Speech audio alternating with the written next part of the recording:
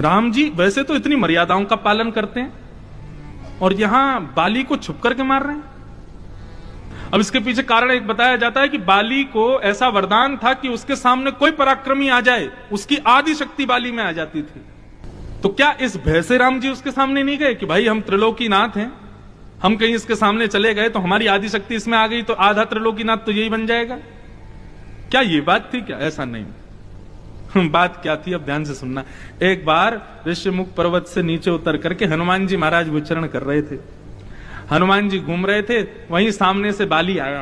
तो बाली जानता तो था ही हमारा गुरुपुत्र है हनुमान।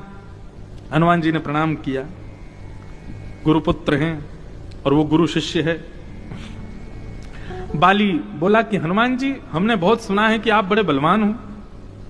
हनुमान जी बोले नहीं, हमारे पास तो केवल हमारे स्वामी का बल है, हमारे गुरु का बल है, हमारे नाथ का बल है, हम पर कोई बल नहीं। हनुमान शब्द का मतलब क्या है? जो मान रहित है, जिसके मान का हनन हो चुका है, वही तो है हनुमान। उनको मान कभी नहीं होता अपनी बुद्धि का, अपने बल का, अपने ज्ञान का। वो हनुमान है। और एक और बात, जो उनकी शरण में जाता है वह यदि मान रहित नहीं हुआ तो ये समझ लीजिए भी हनुमान जी की उसने अच्छे से आराधना की नहीं है। हनुमान जी की सेवा का फल क्या है? मान रहित हो जाना। हनुमान जी बोले हम पे तो नाथ का बल है, गुरु का बल है, हम पे कहां बल है? बाली बोला नहीं नहीं नहीं, देखो हम सब जानते हैं तुम बहुत बलवान हो, तुम हमारे पिताजी महाराज को आम समझ के खाने दौड़े आए, बहुत बल है तुम्हारे पास।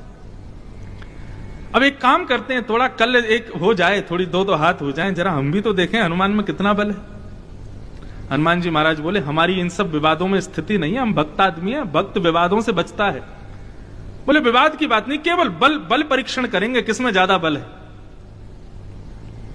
हनुमान जी बोले तुम्हारे इतने ही ज्यादा चेंटी काट रही है हाथ में तो आ जाओ, फिर कल तुमसे ही युद्ध करते हैं। और बाली को यह वरदान था कि सामने जो योद्धा आएगा उसकी आदि शक्ति उसमें आ जाती थी।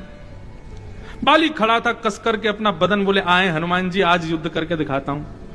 हनुमान जी जैसे ही बाली के सामने युद्ध करने के लिए आए और हनुमान जी के आधे बल ने जैसे ही बाली के अंदर प्रवेश करना प्रारंभ किया, बाली का शरीर फटने लगा, नसें फटने लगी, सिर घूमने लगा, सिर पकड़ करके चीखने चिल्लाने लगा, ज्वर चढ़ने लगा, लाल ताम्र वर्ण हो गया बाली का।